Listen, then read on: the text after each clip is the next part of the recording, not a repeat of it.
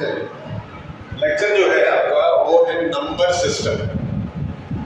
Number system number system आपके लिए कोई बड़ी बात नहीं है, क्योंकि इसके पहले भी नंबर सिस्टम पढ़ चुके हैं।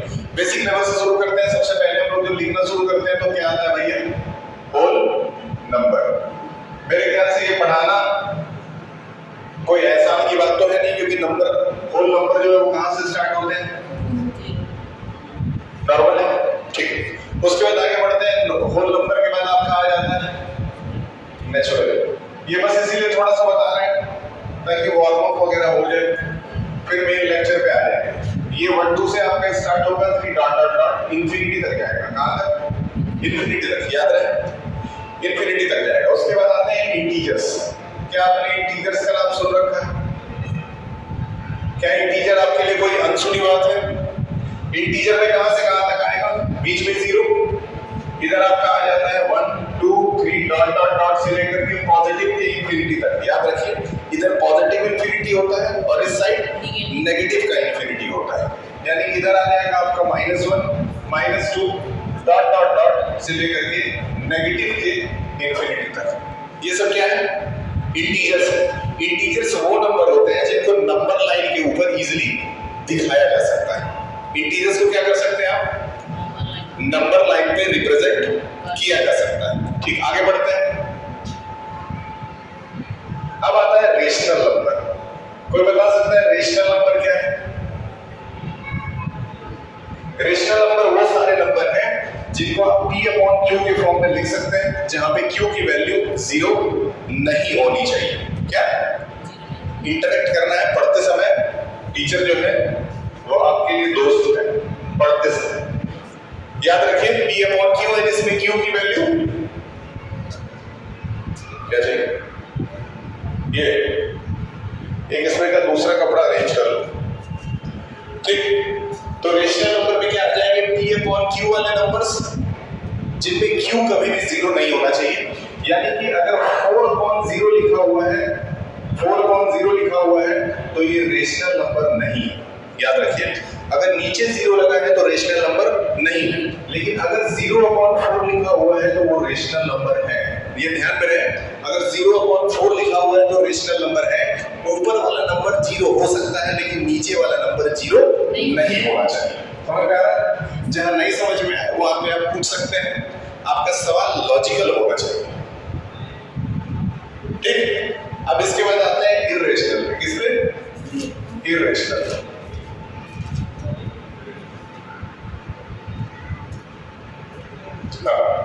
हो गया? बताइए। तो 2 मिनट यूज कर लीजिए। ठीक है, अब इर्रेशनल पे आते हैं। ऐसे नंबर जिनको अपॉन के फॉर्म में यानी p/q के फॉर्म में नहीं दिखाया जा सकता। जैसे √2, इसको आप p/q के फॉर्म में नहीं दिखा सकते, क्योंकि √2 की वैल्यू क्या होती है? 1.4123 डॉट डॉट डॉट डॉट ऐसे चलता जाता है। ये अनलिमिटेड, ये चलता जाएगा, खत्म ही नहीं होगा। जैसे 22/7 है, ये किसकी वैल्यू है? पाई की वैल्यू है। सही है, पाई की वैल्यू जो है वो नेवर एंडिंग होती है।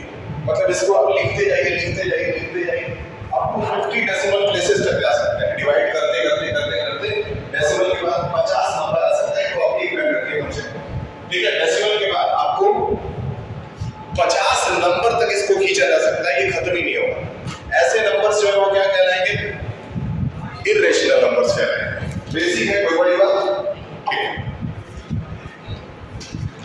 उधर से डस्टर ला के दीजिए।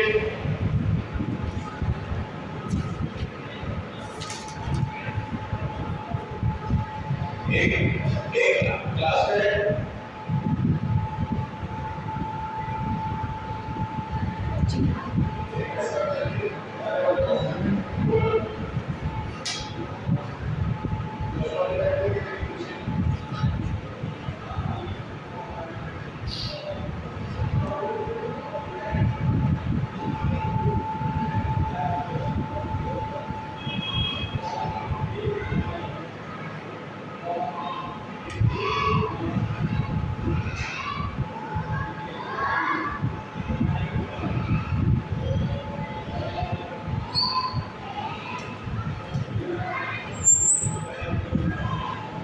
क्या यहाँ तक क्लियर?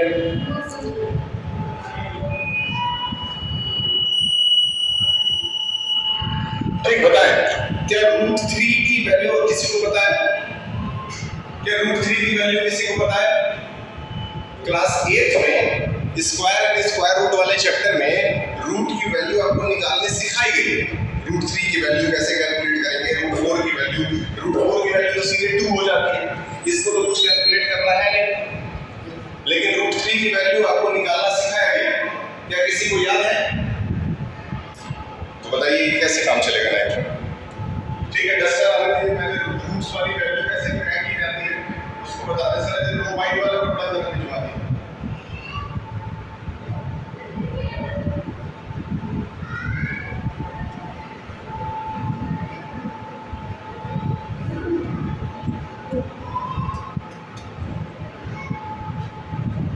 ठीक है, √3 की जो वैल्यू है वो कैसे निकालेंगे पहले वो थोड़ा सा समझ लीजिए, क्योंकि वो क्लास 8 का ही पार्ट है। 8 का ही पार्ट है और मेरे ख्याल से आप लोगों को आना भी चाहिए, लेकिन कोई बात नहीं, सीखने के लिए पूरा संसार पड़ा होगा। देखिए √3 की वैल्यू जब आप निकालते हैं तो आपको करना क्या है, बहुत ध्यान से इस तरह से किसी भी नंबर का रूट आप निकाल सकते हैं। कैसे निकालेंगे? आपने 3 लिख दिया, 3 लिखने के बाद से आप पॉइंट लगाएंगे और पॉइंट के बाद कम से कम 4 जीरो बढ़ा लीजिए। ठीक है सर, देख लीजिए ऊपर उस बिल्डिंग में कोई क्लास बैठे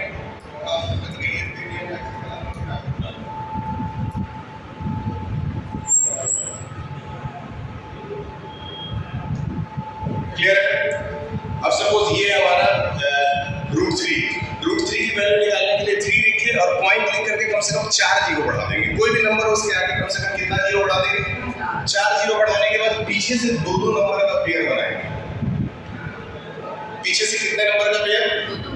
दो नंबर का पेयर जब बनाएंगे तो एक पेयर यहाँ एक पेयर यहाँ, लेकिन 3 बेचारा अकेला रह जाएगा, तो रहने दीजिए अकेला, कोई फर्क नहीं पड़ता है, उसको अकेला रहने देते हैं।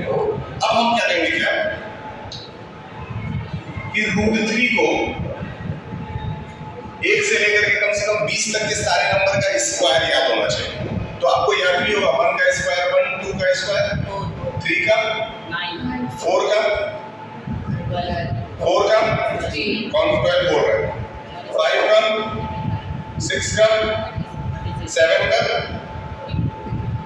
8 का स्क्वायर क्या है 9 का। चलिए कम से कम इतना याद रखिए, इतना तो बेसिकली सबको याद ही होगा, कोई बड़ी बात नहीं है। अब हमको ये देखना है कि इसमें कौन सा ऐसा नंबर है जिसका स्क्वायर 3 या 3 से छोटा है, बड़ा नहीं होना चाहिए। कौन सा ऐसा नंबर है जिसका स्क्वायर 3 या 3 से छोटा है, बड़ा नहीं पूछना है, ठीक है, बड़ा नहीं होना चाहिए। याद रहे, ये बगल वाले क्लास में दे दीजिए, ठीक है। 3 या 3 से छोटा है, बड़ा नहीं होना चाहिए, तो वो कौन सा नंबर है? 1। इसीलिए 1 जा 1 3 में से 1 गया तो कितना बचा? 2। कोई दिक्कत? अब बारी है 0 को उतारने की, तो इसमें एक साथ दोनों नंबर उतारेगा, जिन पे पेयर बना हुआ है वो दोनों नंबर्स को एक साथ उतारा जाता है। इसके बाद तुमको मैं बुलाऊंगा ये करने के लिए, इसके बाद से ध्यान में रहना। ये ऊपर से नीचे आ गया, अब ये 200 बन गया, इसको डबल कर देंगे, अगले स्टेप में इसको 2 गुना कर देंगे, तो 1 का डबल याद रहेगा। यहाँ पे एक एरो लगा रहा हूं, लिख रहा हूं डबल, ठीक। फिर यहाँ पे दोनों नंबर एक साथ उतारा गया, तो यहाँ लिख रहा हूं 2 numbers will be taken।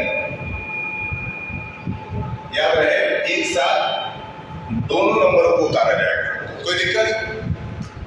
ठीक, अब क्या करेंगे बहुत ध्यान समझिए। 2 के आगे, 2 के यहाँ हम खुद से कोई नंबर सोचेंगे, 2 के आगे खुद से कोई नंबर सोचेंगे, ऐसा नंबर जिसको उसी से मल्टीप्लाई करने पे 200 के आसपास आ जाए। जैसे 2 के आगे हम अगर 6 सोचे तो हमको 6 से ही मल्टीप्लाई करना है। अगर 2 के आगे हम 4 लगा दिए तो हमको 4 से ही मल्टीप्लाई करना है और इस नंबर के करीब पहुंचना है। तो क्या लगता है कौन सा नंबर लिया जाए?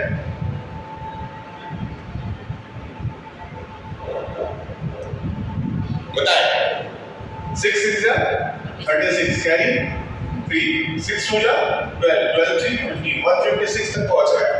चलिए काम करते हैं 2 के आगे 7 लेके 7 से मल्टीप्लाई करते हैं 7 7 जा 49 बच गया 4 7 2 जा 14 और 4 18 189 पहुंच रहा है।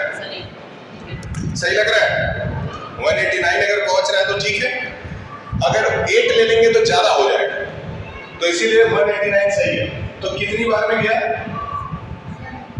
यहाँ क्या लगा दिए 7, यहाँ देखिए 3 के बाद पॉइंट था तो यहाँ पे 1 के बाद पॉइंट, और यहाँ पे कितना आया 27 7 जा कितना आया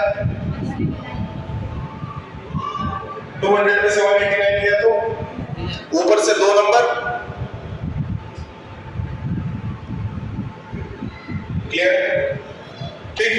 यहां तक हो जाने के बाद अब क्या करते हैं, इस नंबर में जो वंस प्लेस में नंबर था उसमें इसी को जोड़ देते हैं, ठीक। अगर इसी को जोड़ेंगे तो 27 में 7 ऐड करेंगे कितना आएगा,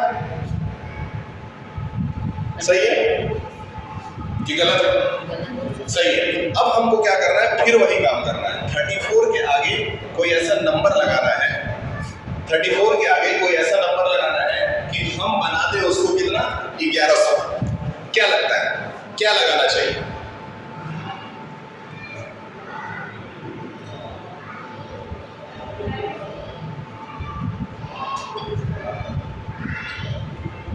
बताएं। 34 के आगे 2 लगा के देख रहा हूं पहले, 2 2 जा 4 2 4 जा 8 3 2 जा 684 आ रहा है। अब मैं 34 के आगे 3 लगा के देख रहा हूं, 3 3 जा 9 3 4 जा 12 का 2 कैरी 1 3 3 जा 9 1 10 1 2 0 9। क्या सही लग रहा है, यही सही लग रहा है। क्या लगाएंगे इसके आगे 3, यहां पे क्या आया, नीचे कितना बचा, माइनस करिए 71, इधर बनाया इधर,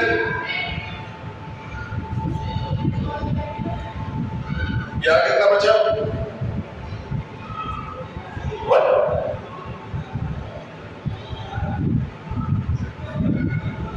ठीक है। यहां तक समझ में आया। जब डेसिमल के बाद 2 नंबर आ गया तो रुक जाएंगे, बहुत ज्यादा खींचने की जरूरत नहीं है। यानी √3 की वैल्यू कितनी आ गई 1 पॉइंट, और ऐसे डॉट डॉट डॉट लगा के छोड़ देंगे, ठीक। अब एक बार उस वाले पार्ट का रिवीजन करिए कि क्या किया गया है। तो सबसे पहला काम क्या किए, पेयर बना दिए। कितने नंबर का पेयर, सुशील, क्या नाम है समीर, ध्यान दीजिए। यहाँ पे 2 नंबर का पेयर बना दिए। 2 नंबर का पेयर बनाने के बाद इधर से पहला नंबर सेलेक्ट करेंगे, यानी पहला पेयर सेलेक्ट करेंगे, और फिर यहाँ जाके चेक करेंगे कि किस स्क्वायर रूट पे सेट हो रहा है। तो पता चला 1 पे ही सेट हो रहा है, क्योंकि 2 ले लेते तो 2 2 जा तो 4 बन जाता, और 4 लेने की स्थिति में छोटा हो जाता, बड़ा हो जाता। चलिए, तो 1 लिया गया तो 1 बन जा 1, कितना बचा 2। ऊपर से फिर कितने नंबर उतारे गए 2 नंबर उतारने के बाद यहाँ पे खुद से कोई नंबर ले लेना है और चेक करना है कि कितनी बार मल्टीप्लाई करने पे ये कट जाए। तो पता चला कि 7 बार लेने पे 189 आ जा रहा है। बहुत खुशी हुई, माइनस कर दिए 11 बच गया। फिर उसके बाद जब इसको हम एक स्टेप आगे यानी कि नीचे लेकर के आते हैं, तो उस कंडीशन में हम बताए हैं कि जो वंस प्लेस पे नंबर है उसी को इसमें दोबारा से जोड़ दिया जाएगा। तो वंस प्लेस पे जो नंबर था उसको यहाँ पे ऐड कर दिए, तो 343 बन गया। कितना बन गया 34 बन गया। 34 बन गया।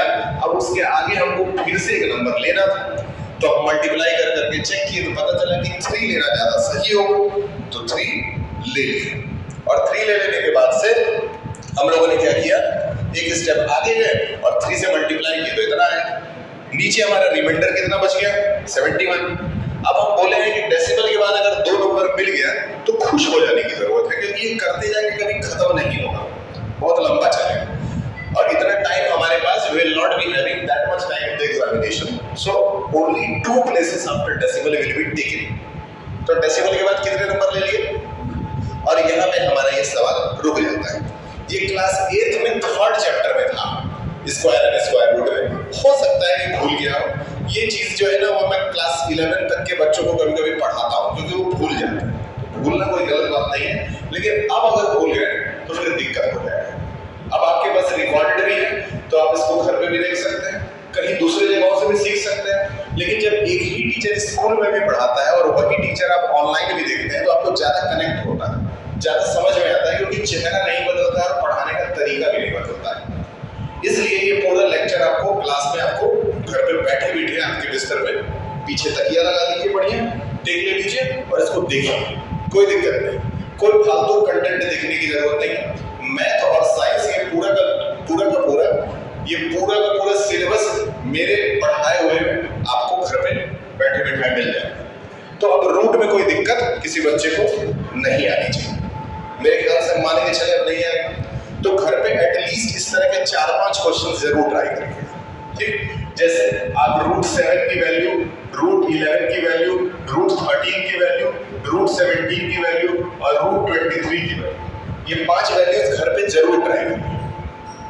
ठीक, हम लोग आगे बढ़ेंगे अपने चैप्टर में और नंबर लाइन के ऊपर नंबर रिप्रेजेंट करना बच्चों को सिखाए थे। एक बार दोबारा से उसका रिवीजन करें। रूट वाले नंबर्स को कैसे आप नंबर लाइन पे रिप्रेजेंट कर सकते हैं।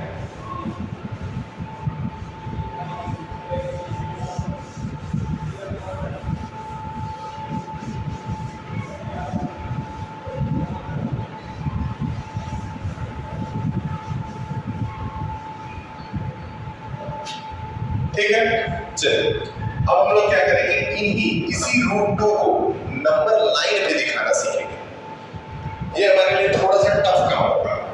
ये इस साल का पहला थोड़ा सा सेंसिटिव और स्ट्रॉन्ग टॉपिक है, जिसमें से एक सवाल मैं आपको एग्जाम में दूंगा, याद रखें। इसमें का एक सवाल आपके एग्जाम में आएगा। तो रूट 2 को अब नंबर लाइन पे दिखाना सीखिए। इसके लिए आपके पास घर पे कंपास जरूर होना चाहिए और स्केल होना चाहिए।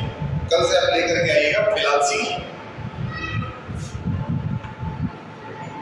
लेकिन रूट 2 के पहले जो पहला लेक्चर चला था उसमें 2 बच्चे आए हुए थे। एक थी आरोही जो कि आज दिखाई नहीं दे रही है, और एक थे शिखर जो कि आज दिखाई नहीं दे रहा है। ठीक है, इसलिए ये क्लास पूरी तरह से नया है। चलिए 3/4 को पहले नंबर लाइन पे दिखाना सीखते हैं, ताकि आप फ्रैक्शन वाले नंबर जब नंबर लाइन पे दिखाना सीख जाएंगे तो फिर आपको रूट वाले नंबर को भी नंबर लाइन पे दिखाना आसान हो जाएगा। तो 3/4 को नंबर लाइन पे कैसे दिखाएंगे, तो इसके लिए बीचों बीच से आप क्या ले लेंगे, 0 ले लेंगे, जो कि होता ही अगर नींद आए कोई बात नहीं है। ठीक है, पानी पी लीजिए, कह दीजिए नींद आ रहा है, मुंह धो के आना जा सकते हैं, इसमें कोई गलत नहीं। मैं भी अगर वहां बैठ के पढ़ता तो मुझे भी नींद आता, स्वाभाविक है, इंसान है, अगर नींद नहीं आ रही है तब समस्या है। ठीक है, नींद आना गलत नहीं, ब्रेक मिल जाएगा आपको 2 मिनट का, कोई दिक्कत नहीं। 3/4 कैसे इसको दिखाएंगे, तो नीचे का नंबर क्या है, 4। हमेशा 0 के नीचे क्या ले लेंगे, 4 ले लेंगे। अब 0 से जब आगे बढ़ेंगे तो 0 के बाद तो 1 आता है, 1/4 हो जाएगा। 1 के बाद 2 आता है, 2/4 हो जाएगा।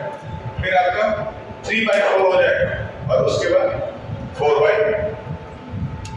जहां पे ऊपर और नीचे वाला नंबर दोनों इक्वल हो जाता है, वहां पे ऊपर क्या लिख देंगे, 1 लिख देंगे, और इधर क्या लिख देंगे, 0 लिख देंगे। ठीक है, कोई दिक्कत। आपको 3/4 चाहिए था, जो कि मिल गया। अगला नंबर 5/7 का है। ठीक, अपने अपने कॉपी पे इसको करके देखिए, 5/7, और कोई एक बच्चा यहां आकर के कैमरे पे इसको करके दिखा दे। कौन आएगा, 5/7 यहां पे कौन आके दिखा सकता है,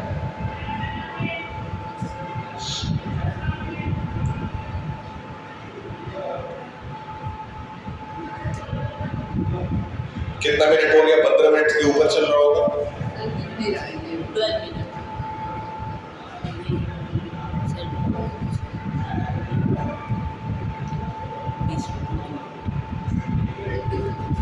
ठीक है, 20 मिनट के लेक्चर में आपका रूट निकालना तो आएंगे। ठीक है, 5/7 को रिप्रेजेंट करना है, कोई बड़ी चीज नहीं है, आपको 0/7 यहाँ लिख लेना है और फिर 1/7, 2/7, 3/7, 4/7 और यहाँ क्या आ जाएगा 5/7। आगे क्या बन जाएगा 6/7 और फिर 7/, बताए थे जहां दोनों नंबर इक्वल हो जाए वहां ऊपर क्या लिखना है और यहाँ क्या लिखना है। मतलब हमेशा ये याद रखिए, ये बहुत शानदार बात बताने जा रहा हूं कि जब ऊपर वाला नंबर छोटा और नीचे वाला नंबर बड़ा हो, ठीक, ध्यान से सुनिए क्या बोल रहे हैं। किसी भी केस में जब ऊपर वाला नंबर छोटा और नीचे वाला नंबर बड़ा हो, यानी कि वो प्रॉपर फ्रैक्शन हो, तो वो हमेशा 0 और 1 के बीच में ही पड़ेगा। अगर आप इस नंबर को भी रिप्रेजेंट करें ना, ये आपका कितना है, ऊपर 999, नीचे 1 लगा, ऊपर छोटा है और नीचे ये भी 0 और 1 के बीच में ही आएगा। कोई भी नंबर कितना भी बड़ा नंबर अगर वो प्रॉपर फ्रैक्शन है तो 0 और 1 के बीच में ही आएगा, याद रखें। तो क्या ये थोड़ा थोड़ा समझ में आया क्या हो रहा है? मेरे ख्याल से कोई बड़ा डील नहीं है। असली डील इधर है।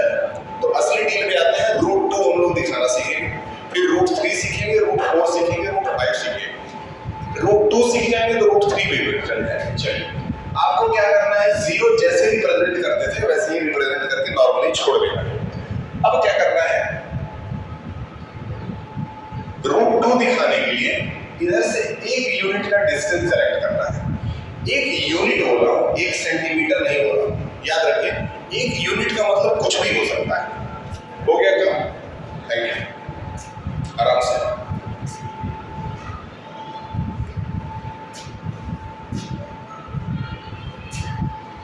ठीक है, 1 यूनिट का मतलब 1 सेंटीमीटर नहीं होता है। 1 यूनिट का मतलब कि कोई भी डिस्टेंस जो आपने खुद से सेलेक्ट किया,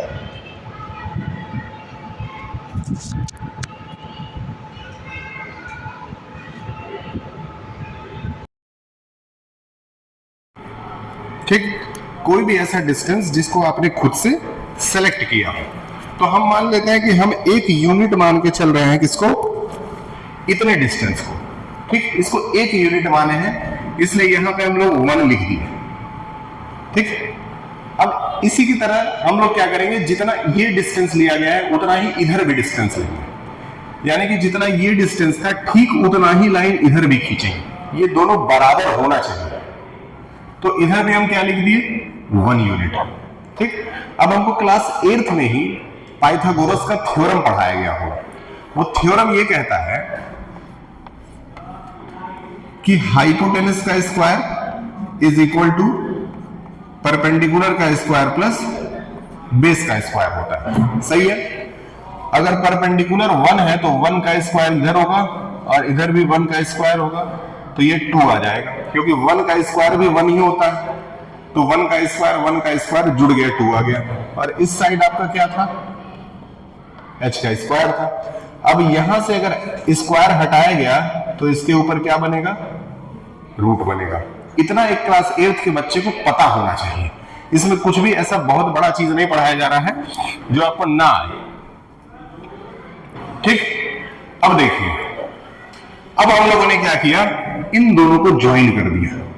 ठीक, ज्वाइन करने के बाद हमें पता चला है कि यहां पे √2 की वैल्यू निकल गई है इस वाले फॉर्मूले से, तो वही √2 यहां लिखा जा सकता है। ठीक है, कुछ क्रूशियल टॉपिक्स ऐसे होते हैं जिनको पढ़ाने के बाद से उसी समय उसका रिवीजन जरूरी होता है, उसी समय। और दूसरी चीज यह है कि जब भी आप पढ़ रहे हैं तो हर पॉइंट पे सवाल टीचर से जरूर पूछिए। कभी कभी टीचर जो है आपके सवालों से परेशान हो जाता है, तो कहता है मत पूछो। लेकिन इसीलिए बोला हूं, सवाल लॉजिकल होना चाहिए, जिसका कुछ तर्क निकलता हो, फालतू नहीं होना चाहिए। अब देखिए, ये √2 तो दिखा दिए। अब आप क्या करेंगे, कंपास ले लेंगे। ठीक, सपोज ये कंपास हो गया हमारा, ये उसका निडल है, ये हमारा पेंसिल है। तो हम निडल यहां रखेंगे और पेंसिल यहां रखेंगे, इसको मेजर कर लेंगे। उसके बाद यूं एक आर्क काटेंगे। ठीक, अगर हम यूं एक आर्क काटें तो जाहिर सी बात है ये आर्क कुछ इस तरीके से आएगा और यहां पे गिर जाएगा। सही है? नॉर्मल है। यहां पे जहां ये गिर रहा है वही जगह क्या बन जाएगा, √2 बन जाएगा। ठीक है, अब √2 तो बन गया, अब √2 के हेल्प से ही √3 भी बनाया जा सकता है। कैसे बनाया जा सकता है, तो याद रखिए जहां √2 बना है इतनी ही ऊंची लाइन यहां से दोबारा खींची जाएगी, ये हाइट सेम होना चाहिए। ठीक, फिर से आप इसी पॉइंट से उसको ज्वाइन कर सकते हैं। ज्वाइन कर दिए, ज्वाइन करने के बाद से फिर से आप इसको मेजर कर लेंगे और उसी तरीके से इसको नीचे की तरफ लाएंगे, तो ये आपका कुछ इस तरीके से यहां आकर के गिरे। ये आपका क्या बन गया, अब √3 बन गया, तो इसी से √4 भी बनाया जा सकता है। ठीक, जहां √3 आपका बना है वहीं से आप एक सीधी लाइन खींचेंगे, फिर आपको यहां से ये ज्वाइन हो जाएगा, है ना, और फिर ये लाइन आपका यहां से आकर के जहां फॉल करता है वहां क्या बन जाता है,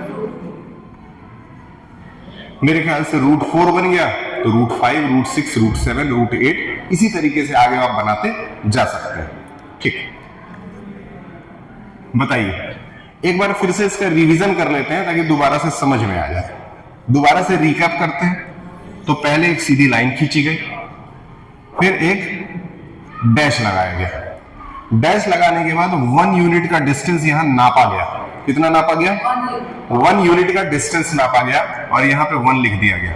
जितना बड़ा बेस था उतना ही बड़ा एक परपेंडिकुलर फिर से खींचा गया और खींचने के बाद उसको यहां पे ज्वाइन कर दिया गया। यहां भी पता चला कि ये 1 ही था। अगर ये 1 था, ये 1 था, तो पाइथागोरस थ्योरम का इस्तेमाल किया गया, तो पता चला कि जो हाइपोटेनस निकल रहा है वो कितना निकल रहा है, √2 निकल रहा है। ये √2 आ गया। उसके बाद से हमने कंपास लिया और कंपास लेकर के आगे का काम कर दिया। ये आपका √2, और एक अगर बन गया तो फिर इसके आगे बनाना बहुत आसान हो जाता है। √2 से आपने क्या बना दिया, √3 बना दिया। देखिए, फिर आपने यहां से लाइन लिया, ज्वाइन किया, √4 बन गया, और सो ऑन ऐसे ही आप करते चले जाते हैं। तो मेरे ख्याल से बहुत आराम से ये टॉपिक समझ गया कि लगभग 25 मिनट से ऊपर का लेक्चर हो चुका है।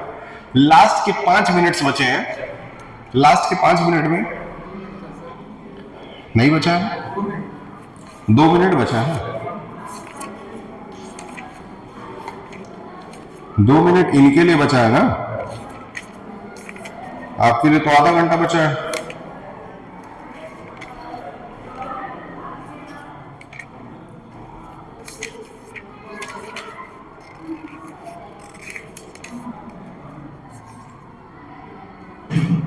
ठीक, लास्ट में जो लास्ट का 2-4 मिनट है उसमें 2 रेशनल नंबर के बीच में एक रेशनल नंबर कैसे निकाला जाता है वो समझ लेते हैं।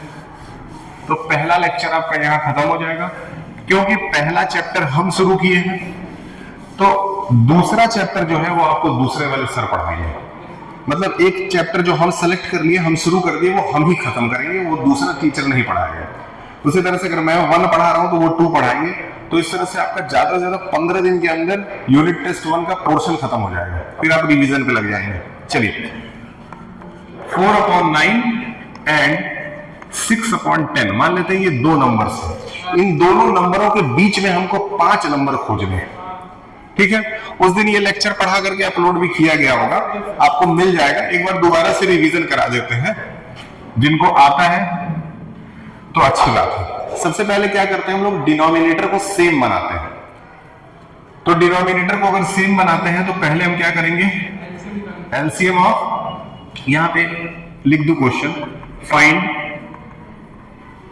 5 रेशनल नंबर्स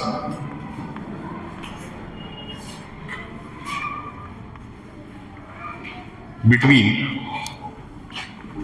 4/9 एंड 6/10। ठीक है, देखिए एलसीएम ऑफ 9 एंड 10 जब हम निकालने चले तो 9 और 10 का एलसीएम क्या आ गया, 90। सही है, हम क्या करेंगे कि दोनों के डिनोमिनेटर्स को 90 बनाने की कोशिश करेंगे। तो 4/9 9 और 6/10। समझ में आया? अब इन दोनों के नीचे वाले पार्ट को 90 बनाना है, तो 9 को अगर 90 बनाना है तो किससे मल्टीप्लाई करना पड़ेगा, और यहां दोनों को 90 बनाना है तो किससे मल्टीप्लाई करना पड़ेगा, 9 से। सही है? 4 10 जा 40, 10 9 जा 90। सिमिलरली 6 9 जा 54, 10 9 जा, क्या लगता है, समझ में आया? दोनों नंबरों के बीच में हमको कितने नंबर चाहिए, 5 नंबर चाहिए। अब इन दोनों को हम नोट करेंगे, यानी कि 40/90 को मैं इधर लिख ले रहा हूं और दूसरी तरफ 54/90 को मैं इस साइड लिख ले रहा हूं। ऐसे इस क्वेश्चन के अंदर मैंने कोई भी ऐसा बड़ा काम नहीं किया है जो क्लास 8th के लेवल का बच्चा बहुत आराम से ना कर ले जाए। ठीक है? और अब तो आपके पास आराम से 2-2 टीचर्स का एक्सपोजर है, तो और मेहनत से पढ़िए। इन दोनों के बीच में आपको 5 नंबर निकालने, 1 2 3 4 5। ठीक है? समझ समझ के नोट करेंगे, बेहतर होगा।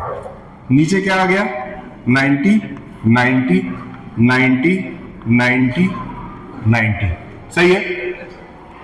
40 और 54 के बीच में कोई भी 5 नंबर बताइए। आप बताइए, बताएं। 40 और 54 के बीच में 5 नंबर बताएं।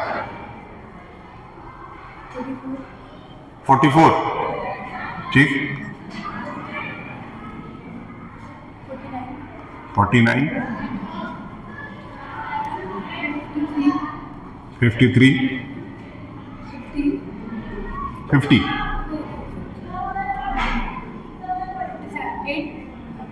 58,